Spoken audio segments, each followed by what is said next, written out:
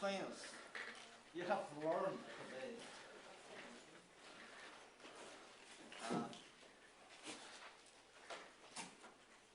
Don't forget your name, your ID.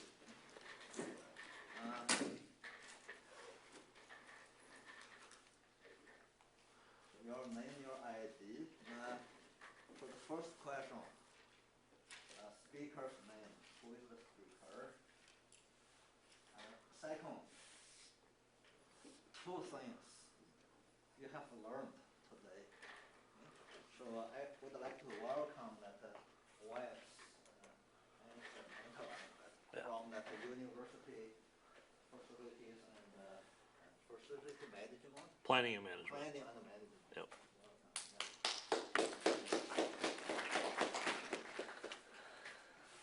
Thank you.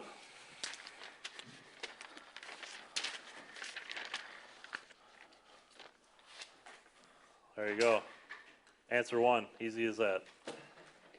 Again, my name is Wes. I am the sustainability coordinator on campus. And as mentioned, I work out of facilities planning and management. So generally, the guys in my department, the groundskeepers, the custodians, you don't have a whole lot of direct interaction with them. I'm one of the faces of the department in a sense, where I actually go out and try to let people know what we're doing on campus. But I'm also here to talk about sustainability as a whole. And the way this works, you know, everyone uses PowerPoint because it's easy and gets your point across, PowerPoint. But in the end, I don't really want to just stand up here and talk the whole time because, you know, I don't do this regularly. So I try to say some things that make you think, and if you think differently, I absolutely encourage you to state your opinion, give me your comments, or otherwise just give me questions because discussion is way more interesting than PowerPoint presentations. So that all being said, I'll try not to spill my water this time. I did the last class. That was not cool. First question we should probably get out of the way right away. What is sustainability? Anyone want to take a stab? Doesn't have to be right. I won't laugh at you. There's a lot of different definitions. Making sure what we do today gives us tomorrow and a future full of resources and very little bit. Yes, I like the track. Keeping the way of life going over time, not having things change. And that's actually a really interesting way to put it too, because that's part of my criticism of way of life, I guess, and the way our society and economy operates today. But both of you guys are definitely on the right track. And obviously sustainability has a root word, sustain, in it, and then of course is the ability to sustain. And what we are talking about is sustaining a certain way of life. Now the UN defines things according to what nations around the world can do, and a lot of it's defined in terms of human sustainability or human development. So sustainable development is development that meets the needs of the present without compromising the ability of future generations to meet their own needs. Meeting the needs of the present isn't really generally a huge problem. Even globally, there is a lot of instances of malnutrition, hunger, poverty. It's not like these problems don't exist, but the overall general standard of living compared to what we've seen historically is higher. Countries like ours, of course, we're on the other end of the spectrum. We live within a great degree of material wealth and success. Things like having your own vehicle is taken almost as a given or as a right in our country. We should have our own vehicle. And there's not even a country rapidly developing like China. This is a goal. It's not an end result at this point. They want to get to that point that we're at. Without compromising the ability of future generations to meet their own needs, that's where I have a problem with what we're doing. And that's where I guess I like to hear feedback on, because in a lot of ways we kind of assume that things are going to continue on the way they are, and that our way of life will be enjoyed by us. We'll be able to enjoy the same relative comforts that we currently enjoy in modern times. And it's not really necessarily all about us. And I think that point is kind of lost sometimes in the fact that, well, you know, in theory, some of you will go out there, have children, their children will have children. Those generations down the road, 70 years from now, when you're kicked back and retired, or maybe further along than that, and you know you're laying on your deathbed, you know, what kind of world will your great grandchildren have at the age of 20 going to UW-Whitewater? You know, what are they going to be living in? That's more what sustainability deals with, is that long-term view. These days, to break it down into component parts, you're looking at social or society, environment, and economic. Most people equate sustainability with environment at this point. It's become kind of the new buzzword for environmentalism, but really it has a lot more to do with how the three areas interact with each other. Each particular area interacts, obviously, environment and economic. Well, in order for something to be viable economically, it has to live within the constraints of the environment. Social environment, well, you know, if it's living within, society's living within the constraints of the environment, it should be a bearable environment. Where they all meet is a sustainable. But really, this is the model that makes more sense to me, because the economy functions as a subset of general society. You know, it's not like the economy is larger than the greater American society, because not everything has to do with the economy. Within the environment is what everything exists in. You know, we all exist on the planet, and you could collectively call that the environment. So society doesn't, well, besides the space station, doesn't exist off the planet. And obviously the economy has to function within the constraints of the planet. However, the way our economy generally tends to function, at least in theory and the way it's applied through capitalism, is that we have unlimited resources and we can sustain unlimited growth. And that's the assumption that I try to challenge by bringing up the point of sustainability. Are we going to be able to keep the curve at an angle like that? Or at some point, does it go back down? Or do we manage to find the equilibrium like the rest of the species and systems on this planet, where we can maintain a certain level of life? So closed loop systems to minimize waste. We don't function within a closed loop system, unlike this cow supplying his own fuel there. Nature is its own closed loop system. When the leaves fall from the trees this time of year, they hit the ground, they decompose, and they become nutrients or food for other plants, other animals, and there is no waste. You're not going to get a toxic dump of nature. You know, you're not going to have a mountain full of radioactive trees, you know, unless we did it to the trees. So waste is really just food. But for us, it's put into big containers and then shipped off to landfills. Managing natural resources wisely to avoid depletion. Really the main point I try to drive home is the function of fossil fuels, particularly the consumption of petroleum in our society and what that means to us. When you think of oil, what do you immediately think of? What do we use oil for? Fuel. Exactly. And that's a major component of it. We burn a lot of oil in the form of gasoline for transportation.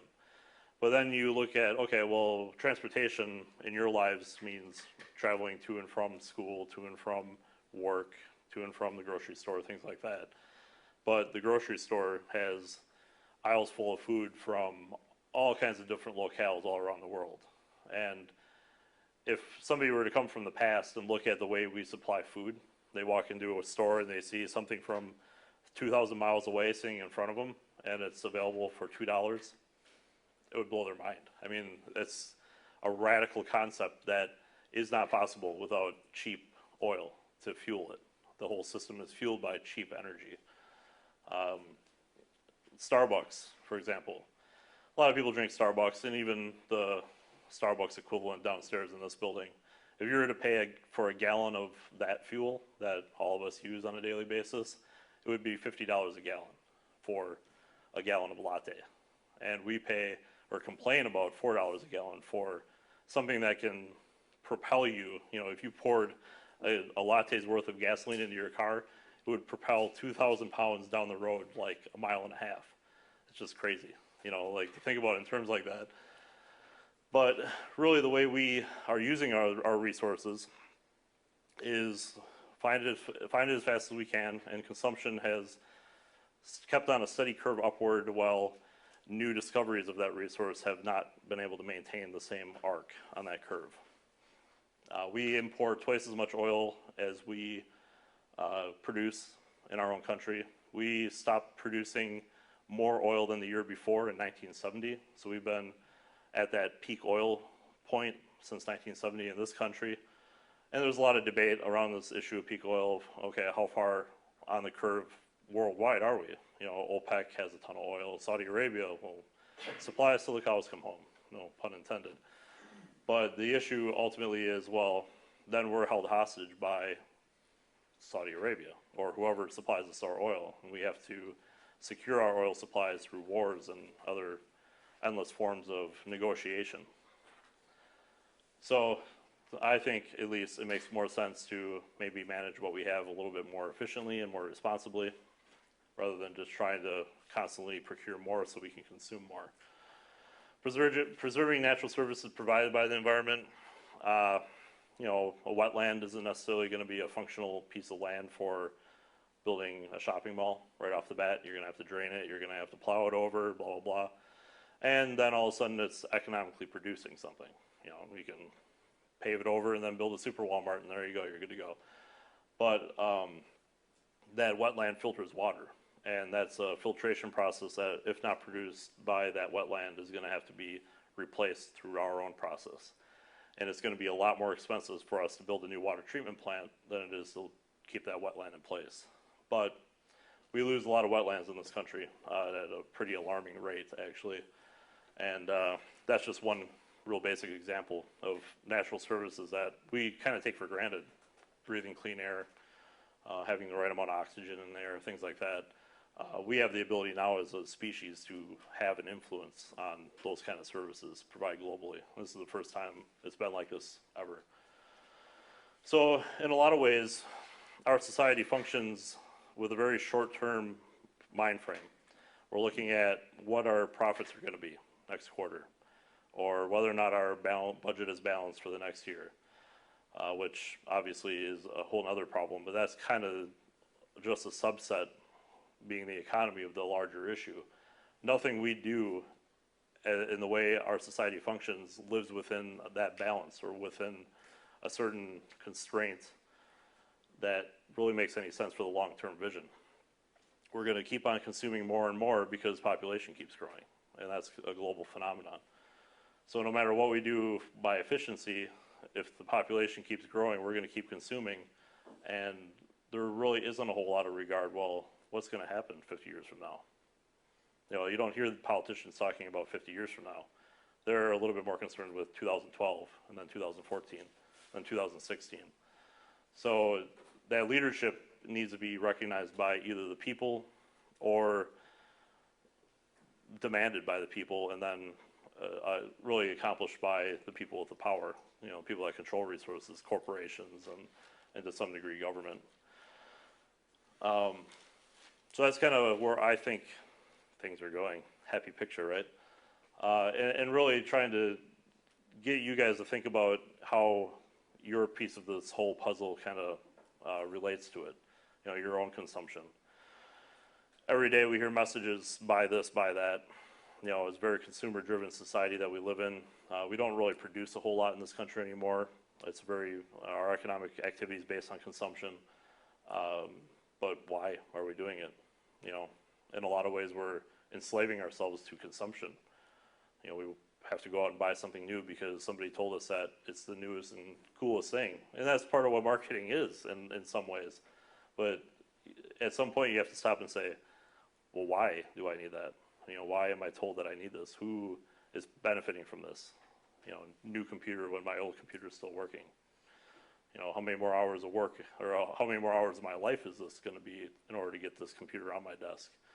So just kind of looking at it from a different perspective, taking a step back and realizing the influences that really are kind of driving the system forward.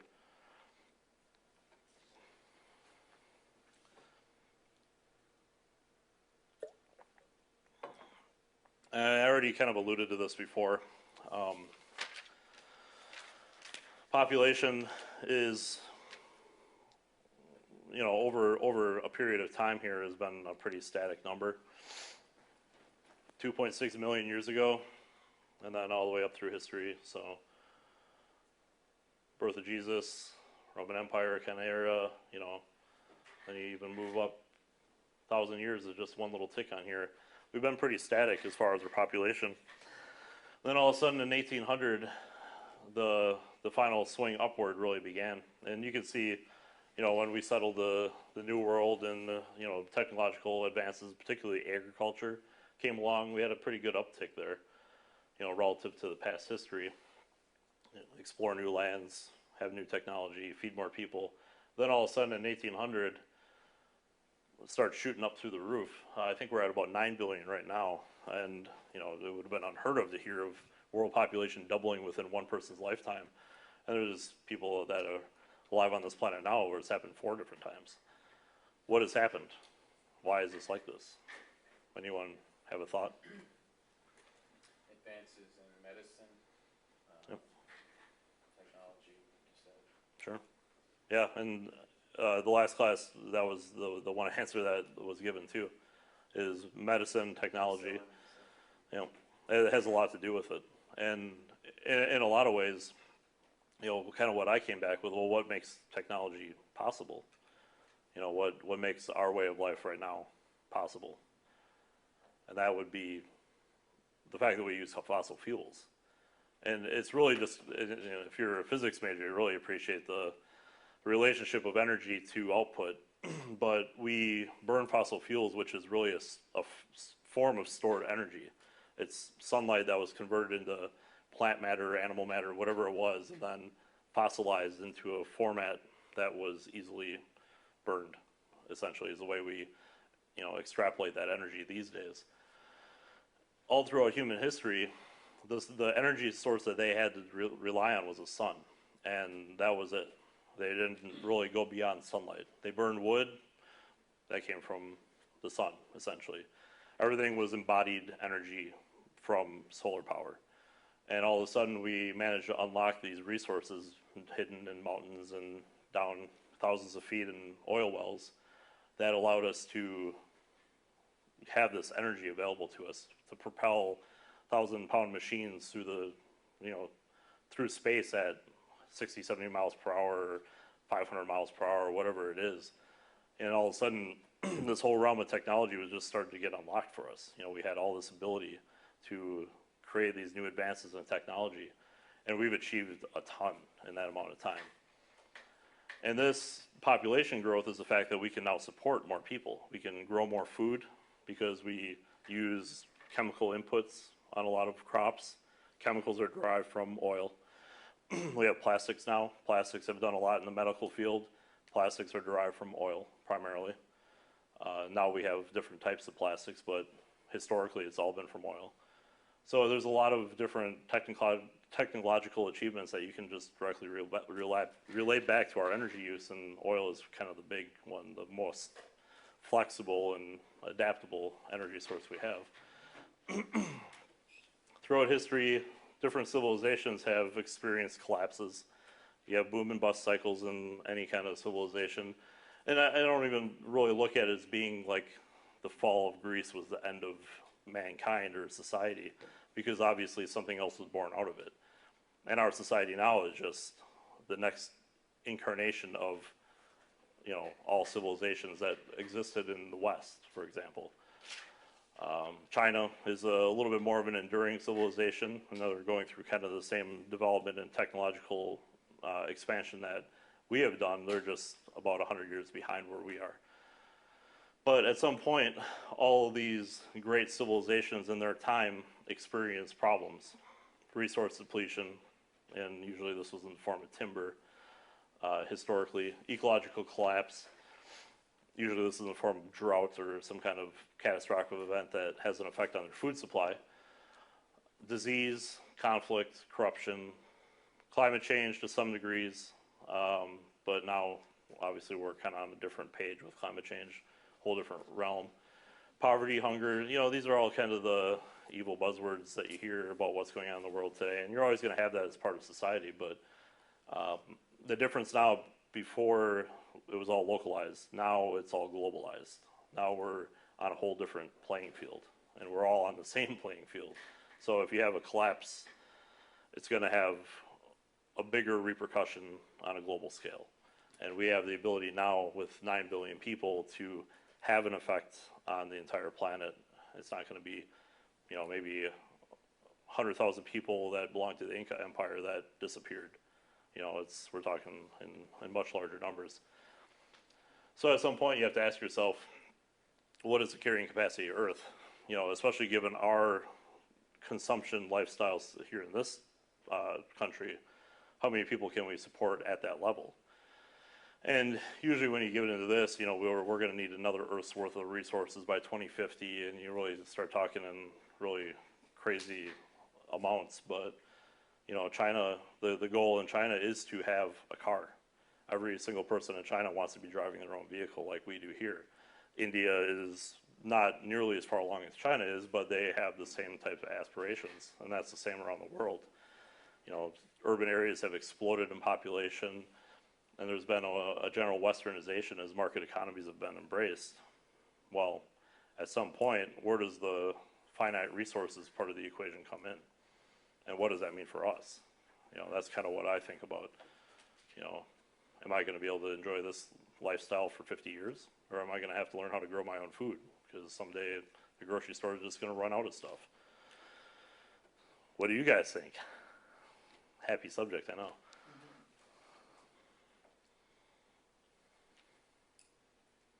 Well, you said you've been thinking about it. What have you come up with? Well, Just a platform. fair enough. I tend to fall on the more pessimistic side.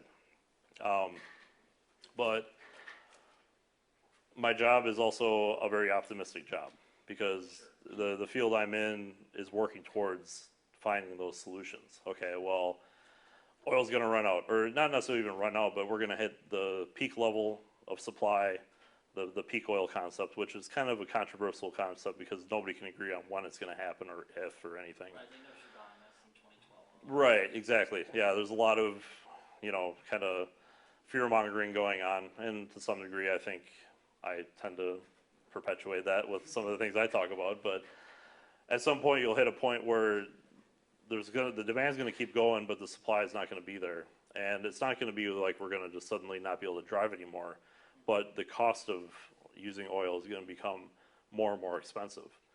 So how would your habits change if gasoline was $10 a gallon? Well, I use public transportation, so it wouldn't. I mean, I would Sure. assume there'd be enough that public transportation wouldn't die altogether. Or I'd ride a bike, or Yep. hopefully electric cars will take over by the time you don't have to worry about that. But Sure, yeah. And that's pretty much it. Those kind of economic pressures, I have faith in the market economy, as much as I might not sound like much of a capitalist at times. I have faith that those pricing influences will ultimately cause people to change the way they behave. You're not going to take it for granted driving to class, when you live 2 miles away in Whitewater, just because it happens to be 20 degrees out and you're not used to it. You might say, well, I'm going to suck it up because I don't want to deal with having my car here, so I'm just going to walk. And that's the kind of responses that I hope will happen, and the kind of shifts overall with the way we consume in general that will happen. But hopefully it can happen in small enough increments where it doesn't create significant shocks. And especially with food supply, if all of a sudden we're used to having a certain abundance of food and then things start running out and, it becomes more and more difficult to get things. Well, back in the 30s, people did a lot more food preservation. They grew their own food. Victory gardens were all over the place in the 40s. Those options are still available, but most of us don't have the skills to function in that kind of society anymore. So there's going to be kind of a relearning of all those basic kind of self-sufficiency kind of activities that we just paid somebody else to do before. So the pervasiveness of oil and fossil fuels in our lifestyle is kind of the issue to think about, and think about all the different ways that it could ultimately affect you, and transportation just being one of the really obvious ones, but it's kind of what we're looking at. The other side of the equation is climate change.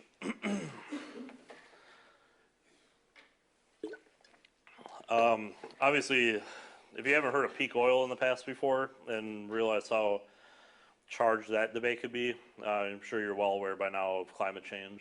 You know, Al Gore went around the country, flying, mind you, around the country to give lectures on climate change, and then he would go home to his multi-million-dollar house that burned ridiculous amounts of energy.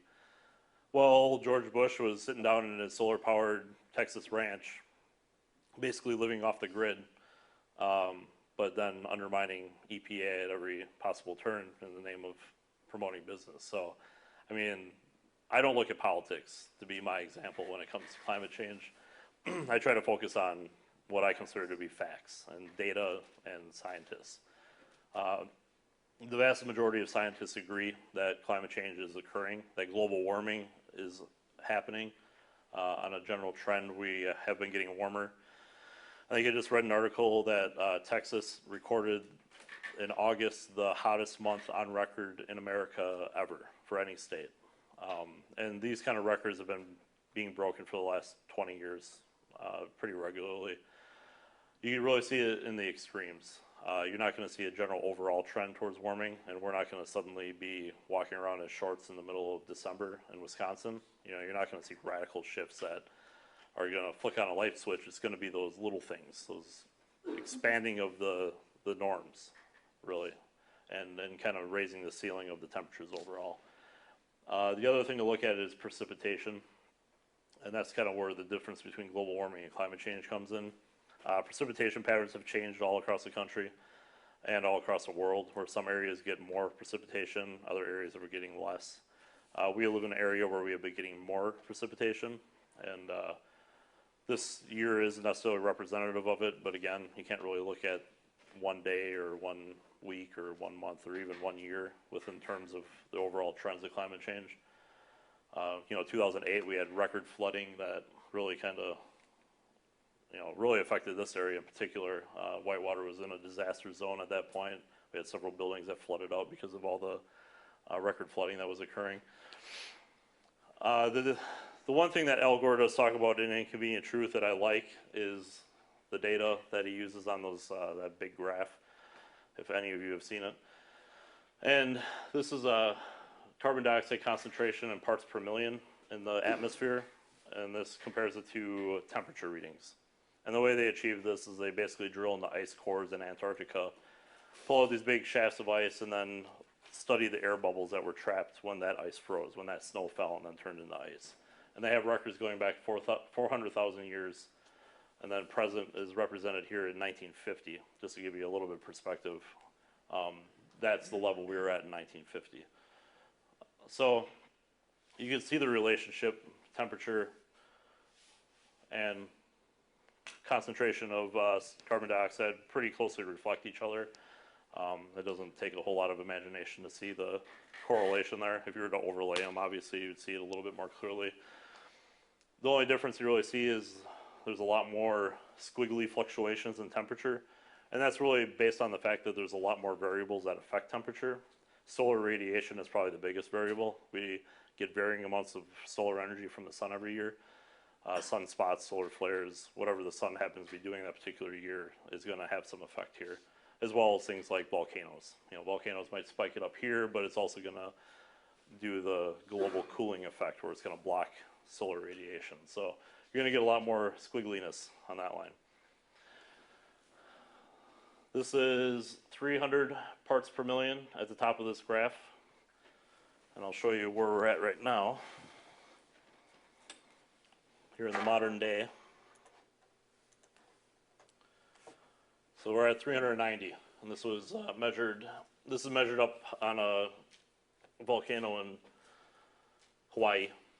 So they do somewhere that's not around a lot of urban development to skew the data. I know it's around a lot of volcanoes, which can skew the data, but ultimately they have a pretty consistent record here that they can count on.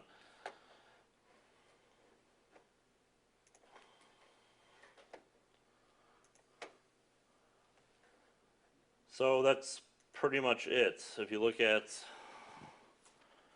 390, this is 100 right here, so you're going up towards the top of the slide.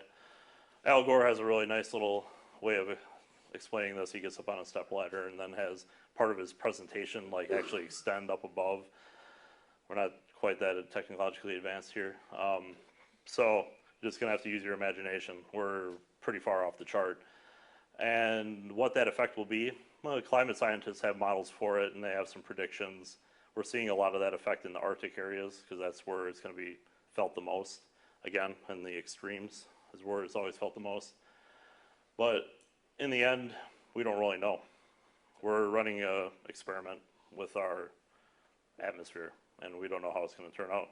Yep. So you said we are far above CO2 concentration. Has temperature also reflected the same changes? Within, like I said, the last 20 or 30 years, we've definitely seen that go further up than where it is right now. The squiggliness here, you're going to see as a result of, you know, I know there was like the little ice age happened around this period of time. There was a couple hundred years where it was a lot cooler than it normally was. So you're going to see a little bit of variability that happened prior to 1950. But this is on 4.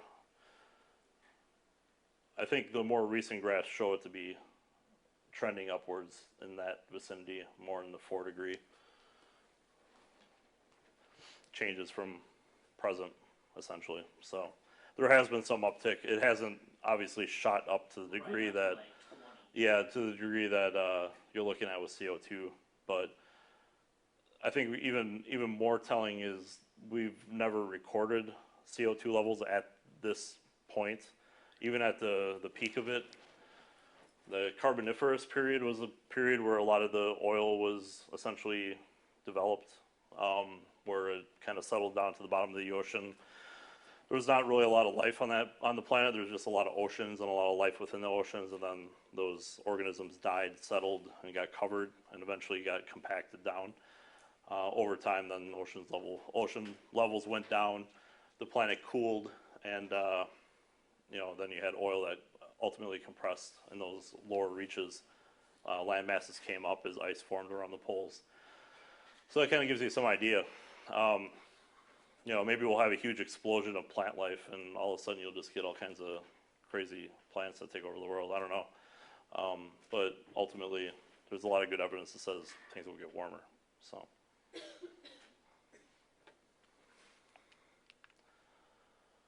that's kind of the core of the grander picture, at least the way that it's seen through somebody with my background and education and job description, I guess. It doesn't really paint a really pretty picture, but I think there's a lot of opportunity because of how far we've come in that time, and we can kind of see what we can do to improve upon that model. You know, we're not willfully, blindly burning at will. We just happen to be consuming more and more because of the level of population that keeps going up. So not having as much population would definitely help. But we also have implemented a lot of technologies that have helped us reduce a lot of efficiency. And part of that equation is, of course, on our own practices, trying to exercise some degree of restraint over what we consume, either in energy or embodied energy in the materials that we consume. So in some sense, I challenge more than anything the consumerism that has pervaded our lifestyle, and really kind of the short-sighted and inattentive way we approach our place in the world and our place in history. We don't really look beyond tomorrow, and we're easily distracted by what's in front of our face. You know, if they measured the amount of productivity that was wasted on Facebook, I think it would be a pretty staggering number. Talk about energy efficiency. So there's a lot of things in our world, a lot of entertainment and media that are meant to distract us from the fact that it's kind of messed up in the way it functions, and I challenge it. You know, that's why I try to get the message out and encourage you to at least take a look at the way you live. Any thoughts on that? Trying to be thought-provoking and challenging, but if you guys are just going to take it, I'm just going to keep preaching at you. You need to get a cape like Al Gore. I do. But I don't want to fly around. I'm not a big fan of that. They have at UW-Platteville for recycling. They have a mascot actually. It's some dude like with my body style that wears spandex and has a cape and runs around telling people to recycle. So that's talk about scare tactics. That's pretty crazy. I will not be running around in anything skin tight. I can tell you that much.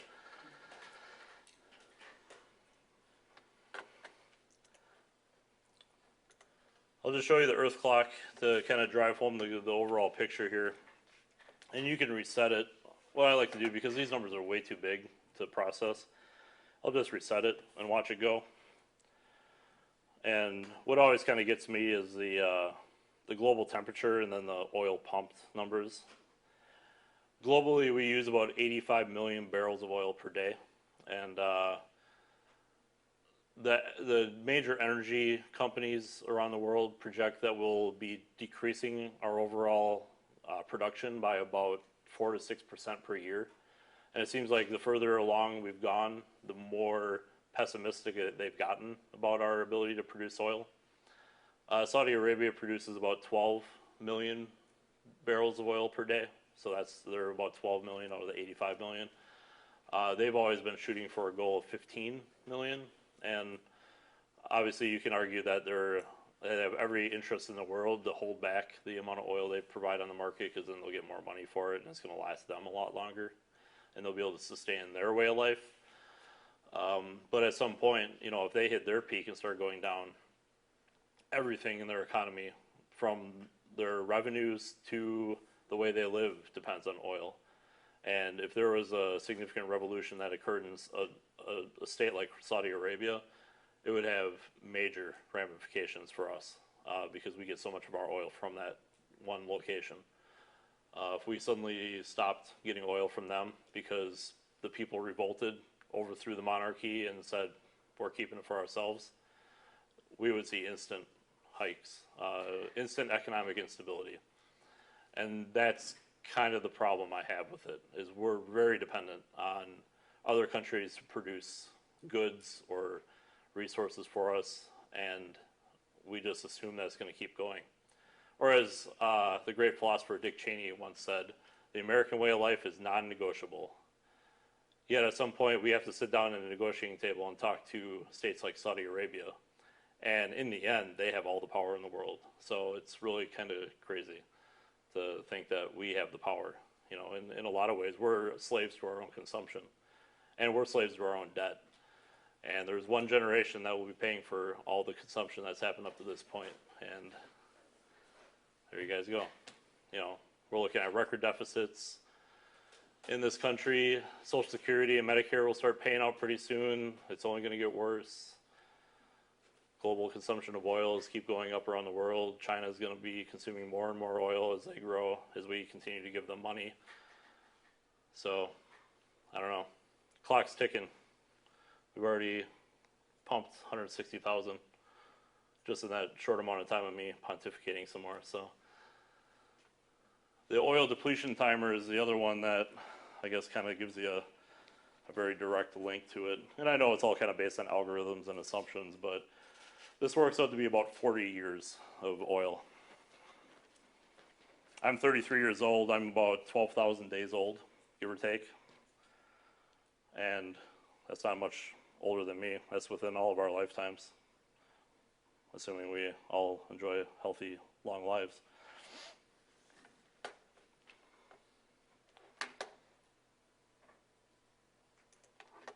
you think there's a possibility of governments just saying no, no more cars or no more this, that, or the other, and how far up that would be? And because I mean, if that happened right now, Mm-hmm. I'd probably be okay with parts of it. Mm-hmm. But I agree on that idea. because if somebody said, you can't drive your car, I've been in places where it costs, $10,000 to get a license to drive a car. Mm. Like in Singapore, it's like, well, you take a bus, or walk. So I don't think it piss me off that much as Sure. some other people, but. Yeah, and the country we live in would probably have some problems with that. Americans would have major problems with that, not just on basic impingement of what we consider to be personal freedom, to have a command and control government dictating arbitrary restrictions. That all kind of went out with the USSR, and even the successful communist state uses a market economy, and they're going to be really careful about how they restrict their economy. Everyone's kind of on board with the economic side of it, even if the political side of it's still debatable as far as command and control. But command and control economies are gone, and at this point, if you can afford it, you can do it. Part of the problem is we're doing it and we can't afford it. We've been doing it for a while and we can't afford it. And at some point, somebody's got to say you can't do it anymore. I completely agree. I don't think it's going to be the government, because the government never tells us we can't do anything, because they're not going to get elected if we tell them that. So it's going to be somebody who maybe holds our debt, like a large country located in Asia, who produces everything we consume, or maybe a country in the Middle East who supplies us with oil. So I think that's where the reactionary side of it will probably come in. What I'm trying to do, and what people in my field are trying to do is say, hey, let's be proactive about this. Let's not wait for somebody to throw it in our face, for the shit to hit the fan, to say it in a more blunt term, and just say, okay, well, we should probably prepare for this in case it happens. And if it doesn't, awesome. We're good to go. But if it does happen, at least that way we can absorb some of the blow of somebody, like if Saudi Arabia falls. Because social movements like that can catch fire. And, you saw all those countries in the Arab Dawn happen at the beginning of the year. Egypt fell because of Twitter. It doesn't take much these days to get a social movement with enough really, force to drive somebody out of power. You get enough people protesting. Democracy is really nice in that sense, but really unpredictable at the same time. But that would be my thought.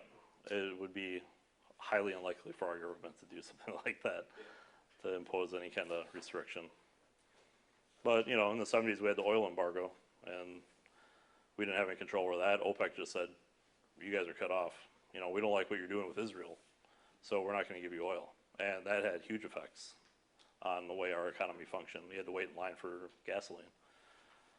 So, sorry, did you have a thought I kind of stomped on? No, I was adding to that, like, population regulation, like, Japan, do they still do that? Japan, That seems like really. Japan doesn't. China has the one-child policy still in effect, and they've managed to curb their population quite a bit because of that.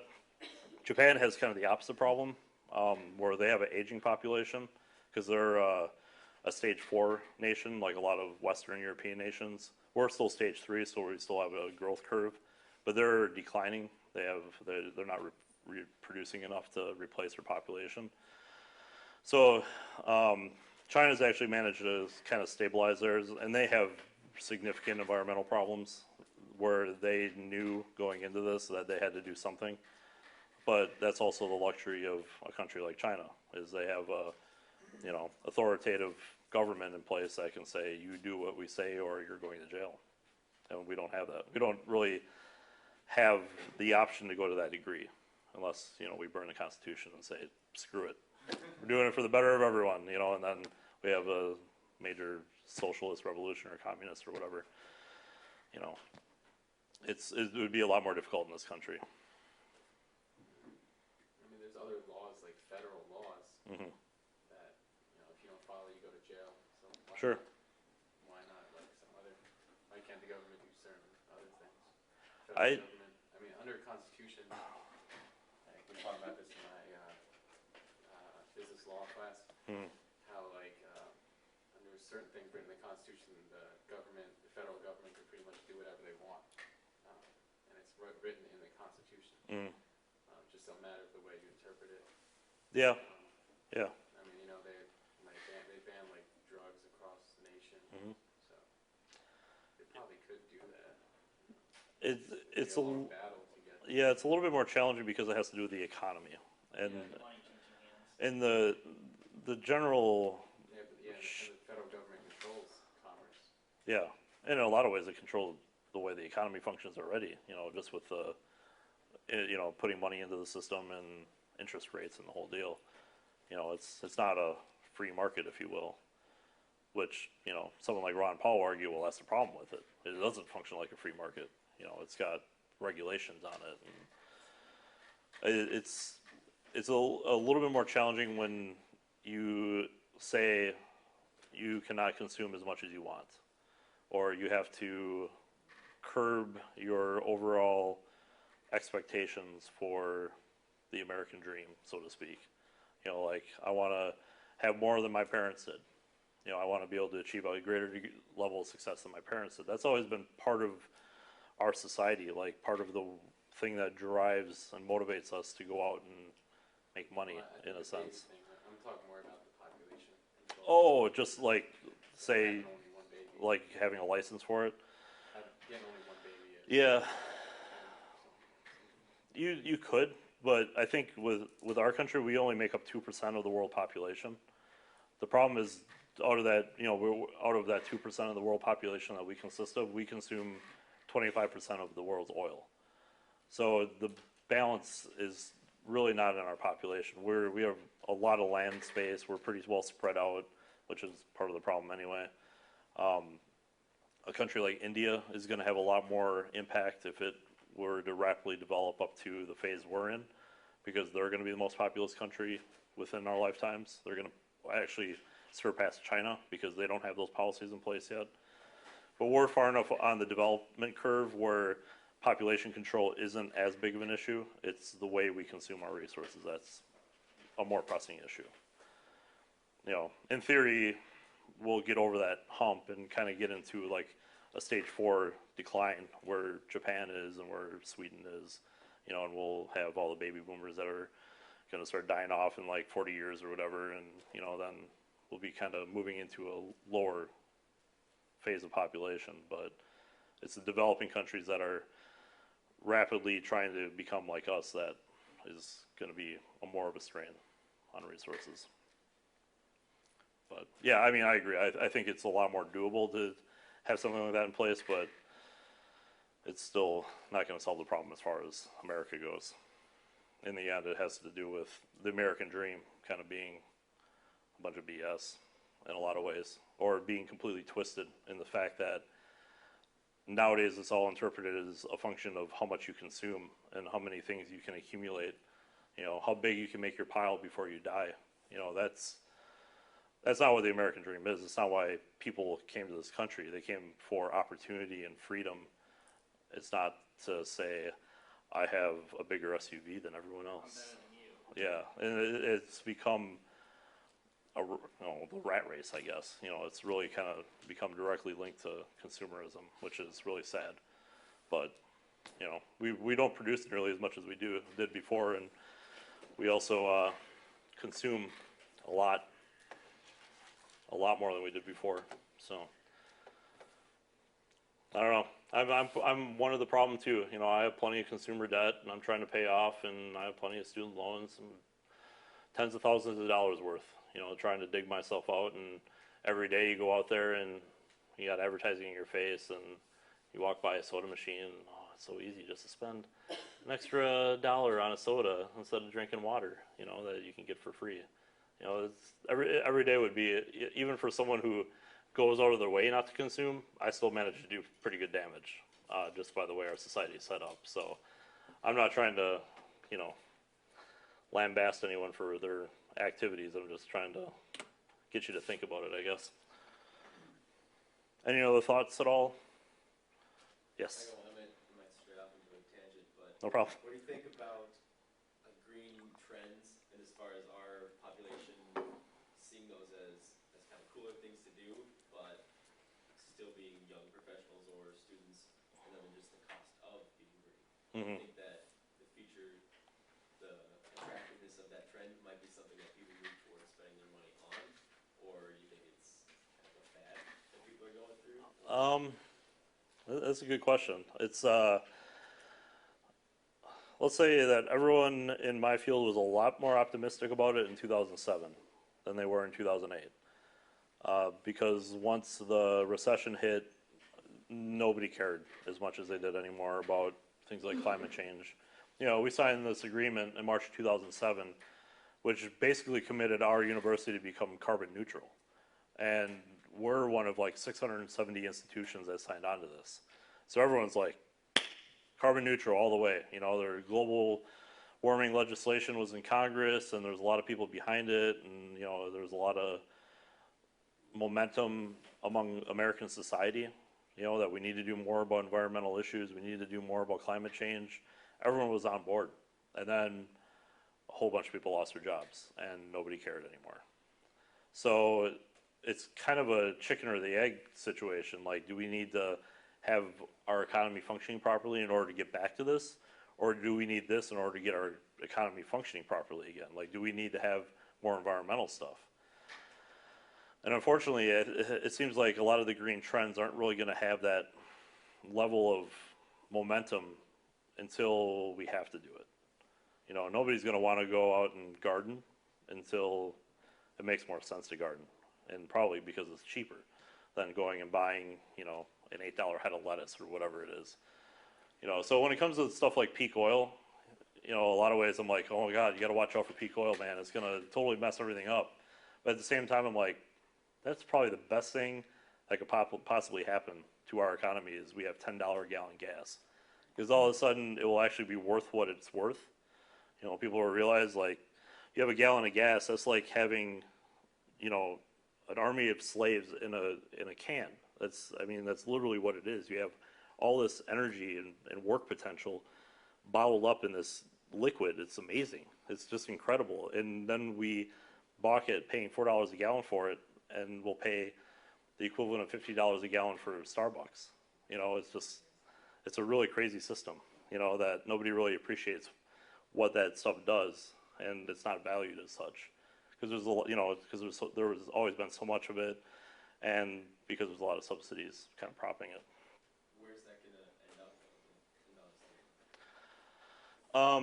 Where is it going to end up as far as? End up in, where's the price increase starting? Is it gonna end up all in where the oil's coming from? So are we not even gonna see any of it, or is it gonna be kind of a percentage incremental?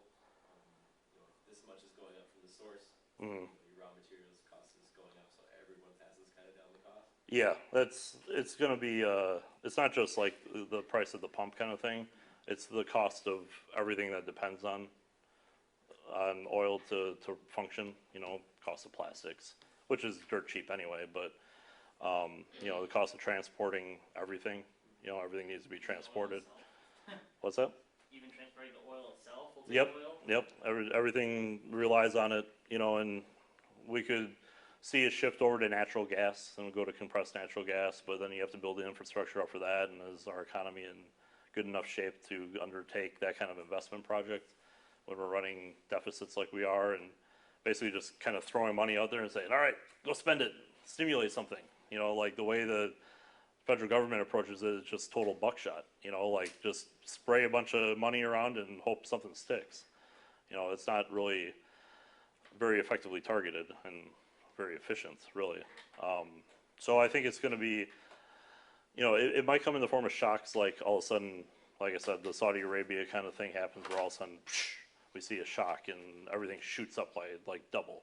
Or you might see percentage increments kind of being the overall norm with occasional shocks and dips with, you know, because you're going to get less demand and consumption when the economy is in a recession. But the overall trend, like global warming, is still going to be up.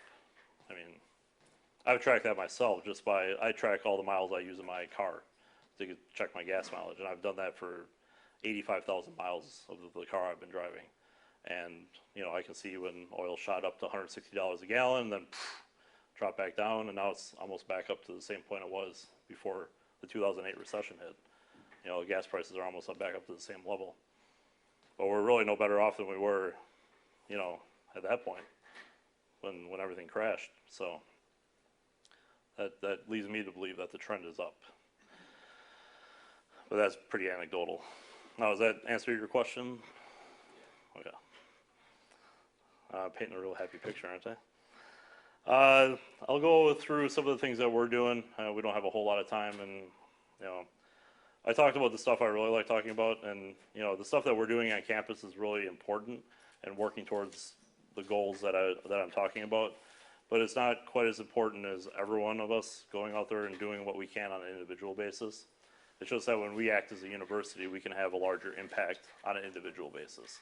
And there's a lot of momentum, even now, with budgets being tighter, and you know, the state government, especially under Governor Walker, is a completely different animal from what it was before. Everyone's very economically conscious now. You guys are paying, you know, 4.5% more this year than you were last year for tuition, you know, so it's all about reducing costs is our primary goal. Fortunately, we have a great opportunity to also have an effect on our overall greenhouse gas emissions. So we track our inventory and we have a plan to reduce it. Really, it all kind of functions around energy efficiency. That's kind of the way we've approached it and what most universities do. Our final goal is reducing our net greenhouse gas emissions to zero. If you think about what it would take for you in your own personal life to get down to net zero emissions, you can probably appreciate the challenge it would be for us to get to that point. It's virtually, you know, kind of a mirage, a non-existent achievement.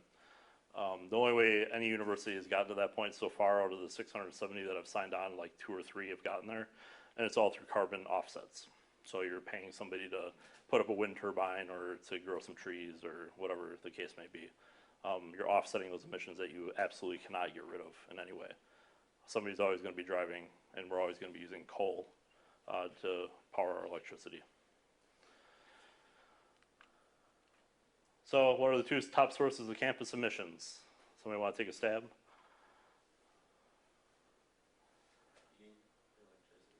Bam. Most people answer transportation, so you get bonus points. On that quiz, you can mark bonus points. Maybe you'll get them. Electricity and steam powering our buildings. That is the main way that we rack up our emissions. What projects have the best return on investment? Anyone want to take a stab for some bonus points? Solar panels? Nope, they are not. They are the flashiest way, though. They are a very noticeable and very identifiable way of reducing our overall energy load. However, efficiency projects, what they call the low-hanging fruit, is energy efficiency all the way. And to put it in very individual terms, it's changing your light bulb to fluorescence, you know, or driving less, things like that. What projects do you think get the least amount of attention?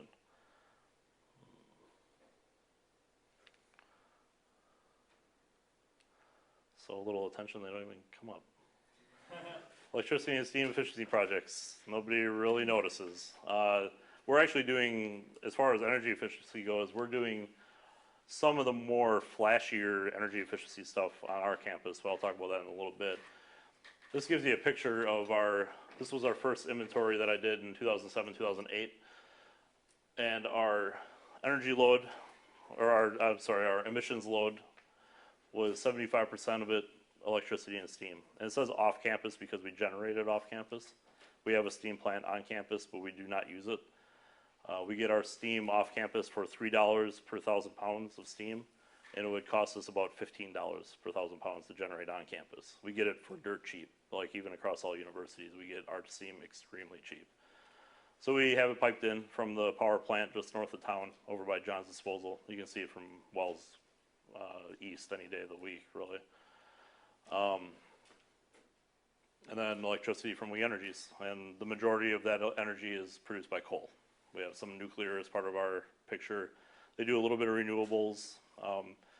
We Energies has a diverse profile, but like most energy companies, coal is our primary fuel source. Here is in pictorial terms. I had a question about this. Why are the emissions increasing? The electricity and steam. Oh yeah, I didn't cover that. You can see the electricity dropped a little bit, 08, 09, 09, 10. And it's a little bit easier actually when I go to this slide to see the overall picture of those 2 particular fuel sources because I have more years up here. So electricity in kilowatt hours, we burn, in fiscal year 03, we burned 26 million kilowatt hours of electricity. Now we burn 32 million. and you can see some fluctuations that kind of happen in here. The main reason for those fluctuations and the reason why we burn more primarily is the fact that we are standing in, well, we're standing in one of them right now, or I'm standing or sitting. In fiscal year '03, we had Baker Hall, Salisbury Hall, and Sales Hall that stood in this footprint. All three of those buildings were torn down, and this building was built. This building is a lot more energy efficient, but it's a lot bigger than all three of those buildings combined. So we burn more energy just because of the way this building is used and because of the size. So our gross square feet has actually increased over this time, even though we have more buildings on campus now that are more energy efficient than before. So we've actually managed to use less energy per square foot, but overall we still use more energy. It's like, hey, you're doing a really good job, but you're doing a really good job exercising, but you're really still eating way too much. It's kind of the same thing. The real problem is this, in the end, financially, and this is what you guys are paying for with your tuitions. That's one of the many costs, besides, I guess, overpaid faculty and staff members. Energy costs are going to double within 10 years by the time we hit this, and that's just our electricity.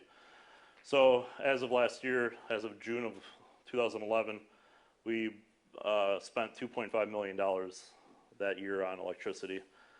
Steam, you can see also some great efficiency gains in steam, and that was primarily because we tore down those old crappy buildings.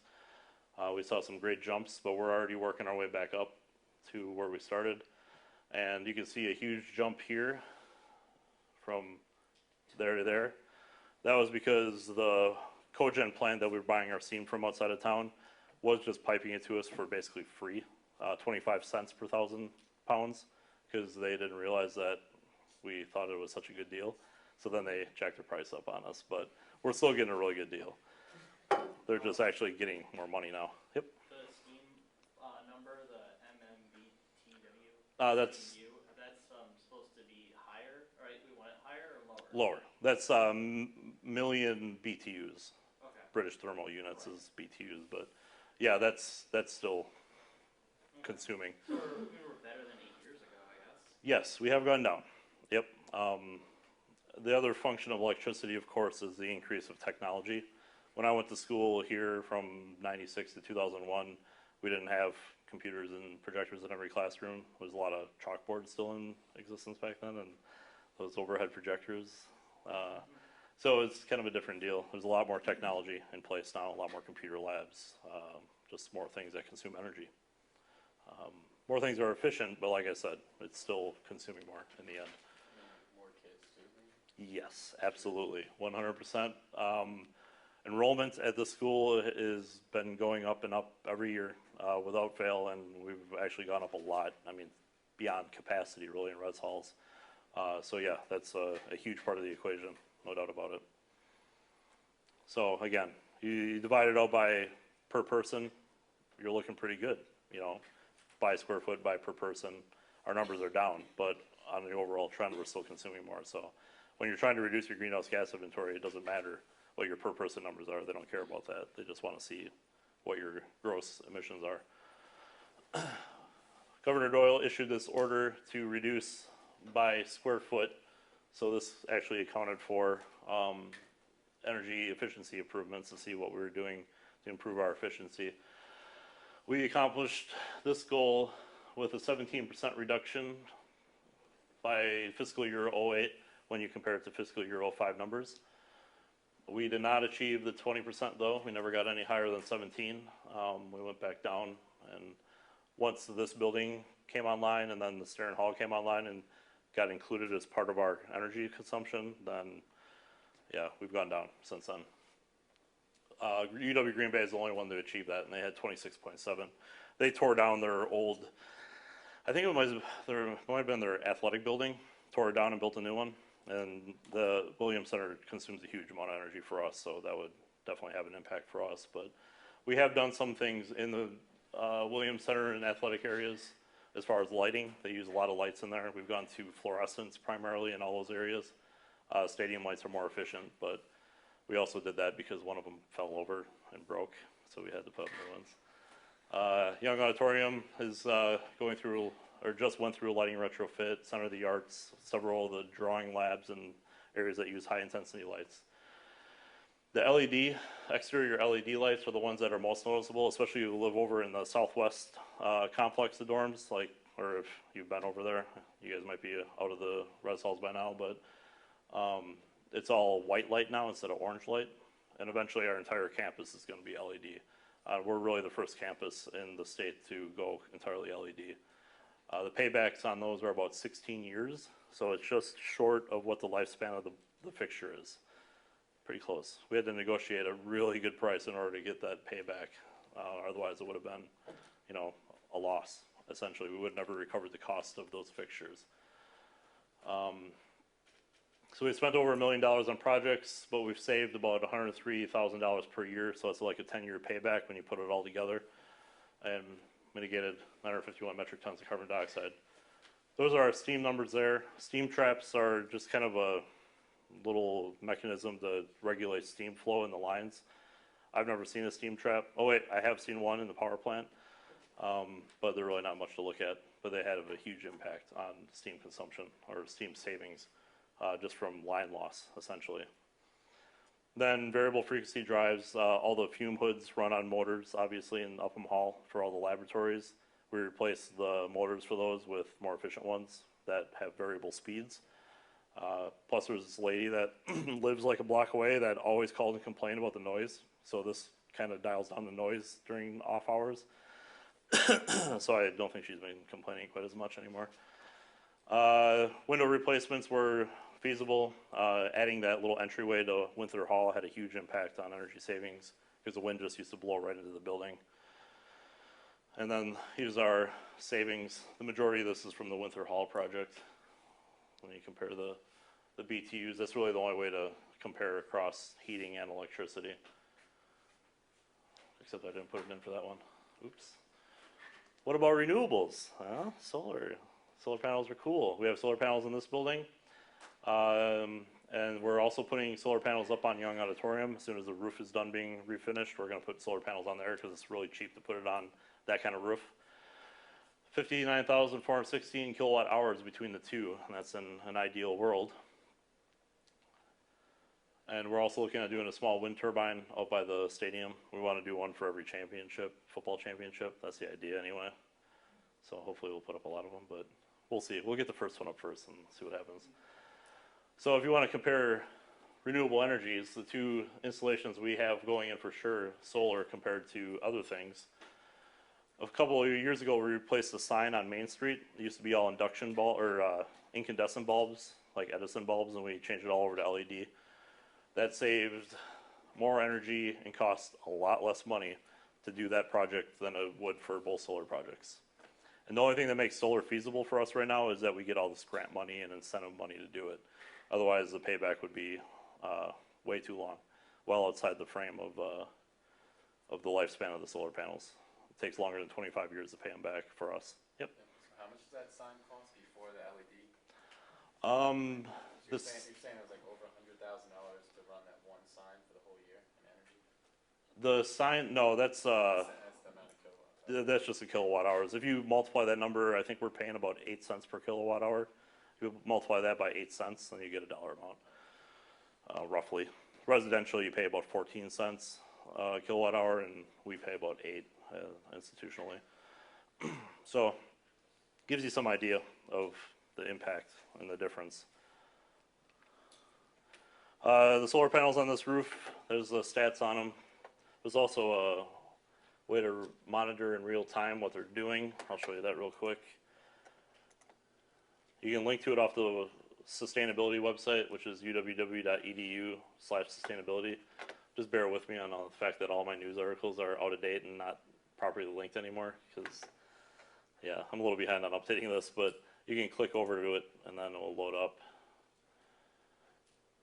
a real-time monitor of what this installation has produced. 39,000 kilowatt hours is approximately 1% of this building's consumption.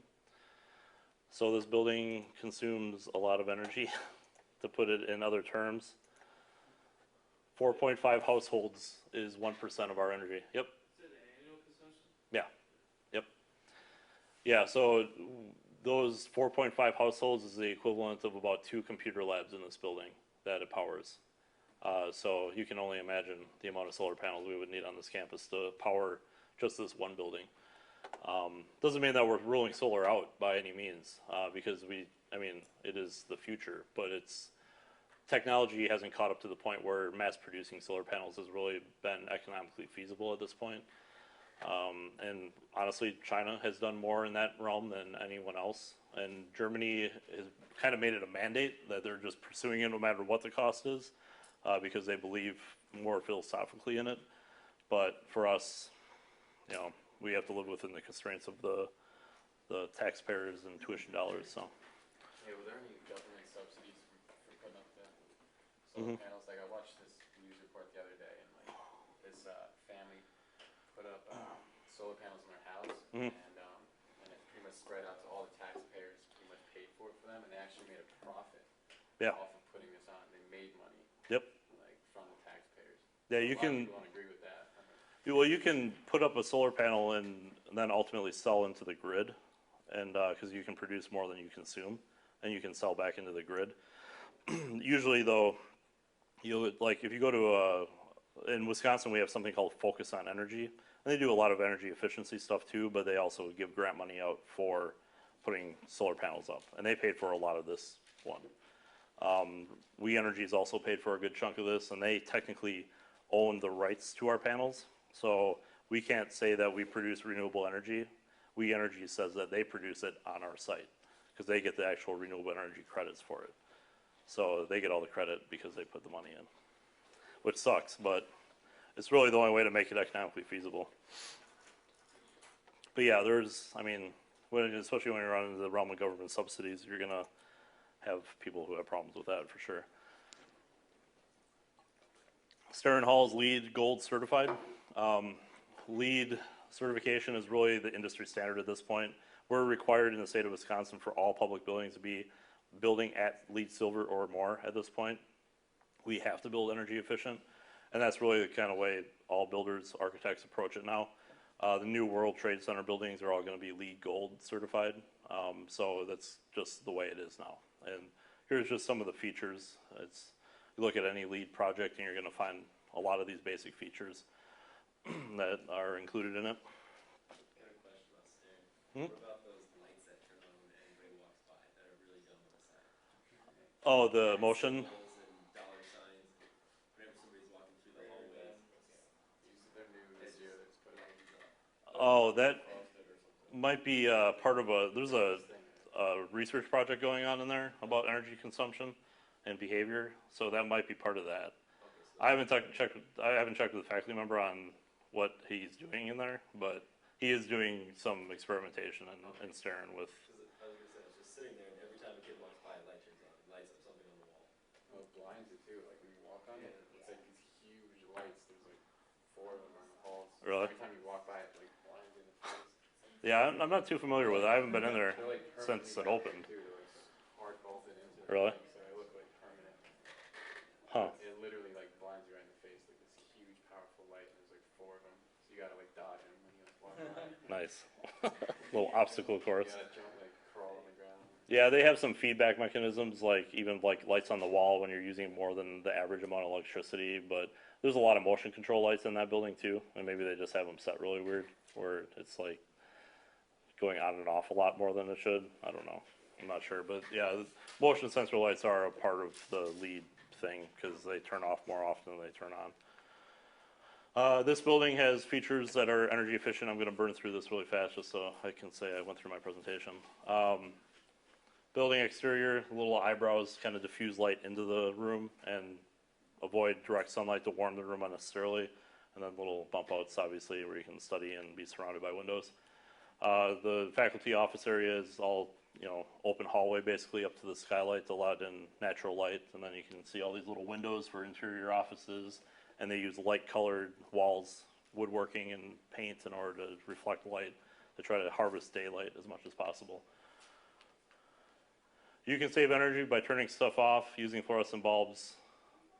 try to unplug your vampire appliances, anything that you leave plugged in that still consumes energy. Just an example, all your usual suspects. TVs are particularly bad. DVD players, that kind of thing. Xboxes, you should unplug your Xbox and do your homework anyway. So, come on. Unplug all your vampires. Every single one of them. You don't want to see them. Recycling on campus, we generate about 1,000 tons of recycling, or 1,000 tons of waste per, I'm sorry, it's not 1,000, 100 tons of waste per month, I think it is, about average. Overall, we've recycled about 25% over that 5-year period.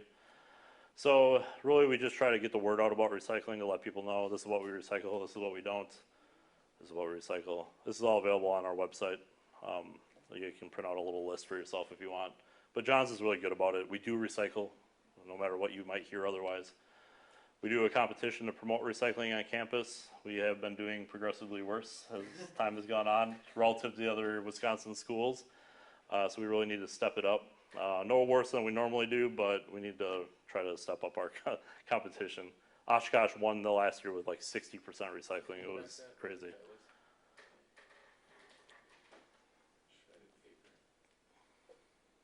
like pretty much like everything. Everything, yeah. So you can throw everything in recycle then? Usually, well, I mean, like plastic wrap and stuff like that. You know, like plastic has to be some kind of container, but they do take pretty much any kind of plastic. Anything with a screw-on lid is what they tell us now because plastic markets crashed for everything else except for number 1 and 2. And number 1 and 2 is all the screw-on lid stuff. So, but yeah, they're a small enough company where they say just throw it in there if you're not sure, and we'll figure it out. But usually, if you just want to send me an email, I'll tell you one way or the other. That's the easy way to do it too. Sustainability@uww.edu. Pretty easy to remember. Charwells does stuff too. Bam, bam, bam, bam, bam. Get involved. SAGE is the environmental group on campus. They meet on Thursdays in the UC. Otherwise, there's volunteer opportunities.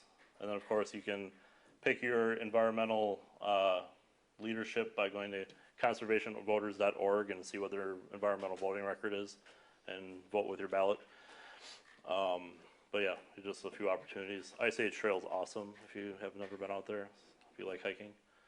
Then all these website links are on the sustainability page. I have at least updated that much. But the Facebook page is the best way to follow what I'm doing because everyone's on Facebook, so am I. And there you have it. If you have any questions, I'll stick around for a little bit and answer them further. Thank you very much for interacting with me. I appreciate it. Thank you. Thank you for listening to me pontificate, and have a great day.